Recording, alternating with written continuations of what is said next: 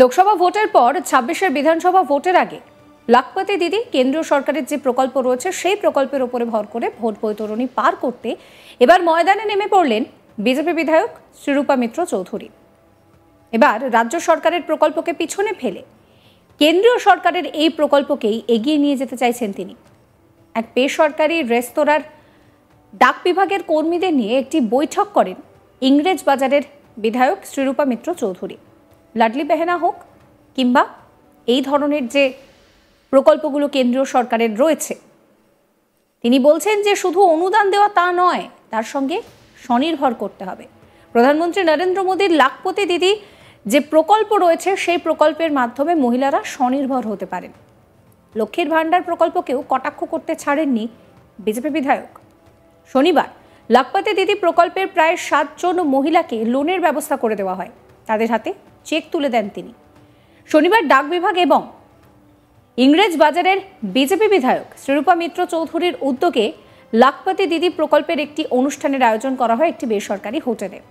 সেখানে বক্তব্য রাখতে গিয়ে বিধায়ক বলছেন যে অনুদান দিয়ে কোনোদিন মহিলাদের স্বনির্ভর করা যাবে না, কিন্তু এই লোনের মাধ্যমে বিভিন্ন রকমের চাষাবাদ, পশুপালন, শহরের মহিলারা বুটিকে কাজ থেকে শুরু করে বিউটি পার্লারের মতন ব্যবসার সঙ্গে নিযুক্ত হতে পারবেন। অনেকে বিভিন্ন রকমের কোর্স করেন, কিন্তু অর্থের অভাবে সেই শিক্ষাকে আর্থিক উপার্জনের জন্য বাস্তবায়িত করতে পারেন না। এই প্রকল্পের মাধ্যমে আর্থিকভাবে তারা শক্তিশালী হবেন। তিনি আরও বলছেন যে এই বিধানসভা কেন্দ্রে 100 জন মহিলাকে স্বনির্ভর করার লক্ষ্যে এগিয়ে যাওয়া হচ্ছে, দ্রুত কাজ করা হচ্ছে সেই নিয়ে। এদিন 10 জন মহিলার হাতে লোনের কাগজ তুলে দেওয়া হয়।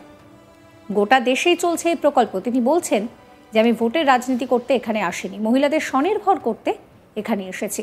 একজন মহিলাকে স্বনির্ভর করলে মহিলারা তাদের দ্বারা অনুপ্রাণিত হয়ে এগিয়ে আসবে, আর এটাই তো সকলের লক্ষ্য হওয়া উচিত। কি বলছেন বিজেপি বিধায়ক শ্রীরূপা মিত্র চৌধুরী, শোনাবো আপনাদের। লাখপতি দিদি একটি ভারত সরকারের যোজনা। মাননীয় প্রধানমন্ত্রী শ্রী নরেন্দ্র মোদী তিনি চেয়েছেন দেশে অন্তত 5 কোটি মহিলাকে আমরা যেন লাখপতি বানাতে পারি। তার মধ্যে ইংরেজ বাজারও একটি ক্ষেত্র।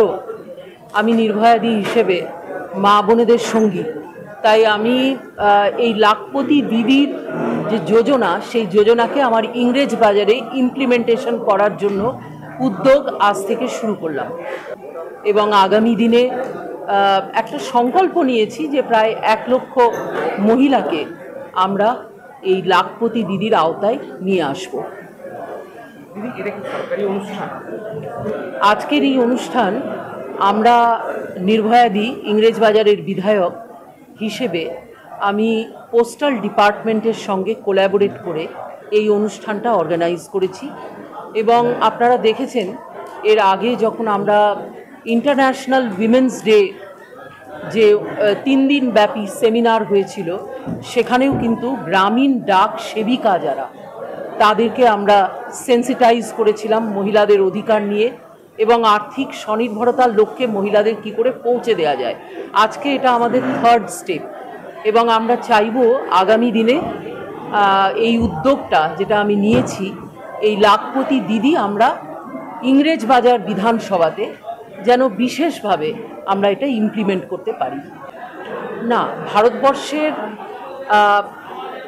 3,17,00,000 মহিলা অলরেডি লাখপতি দিদির আওতায় এসছেন এবং মোদিজির এই যে প্রকল্প, এই প্রকল্পের মূল উদ্দেশ্য হচ্ছে মহিলাদেরকে সম্মান দেওয়া। শুধু সম্মান নয়, তারা যদি অর্থনৈতিকভাবে স্বনির্ভর হয় তাহলে একজন মহিলা স্বনির্ভর হলে তার যে পুরো পরিবার, সেই পরিবারটি স্বনির্ভর এবং সমাজেরও অনেক কল্যাণ হবে। তাই আজকে আমার উদ্দেশ্য হচ্ছে যে এই যোজনাটাকে আমরা কিভাবে আমার বিধানসভা ক্ষেত্রতে সেটাকে ইমপ্লিমেন্ট করতে। অনেক ক্ষেত্রেই আপনারা জানেন যে মহিলারা নিজেরা ব্যাংকে পৌঁছতে পারে না, তাই তাদের ডোর স্টেপে আমরা কি করে পৌঁছতে পারি।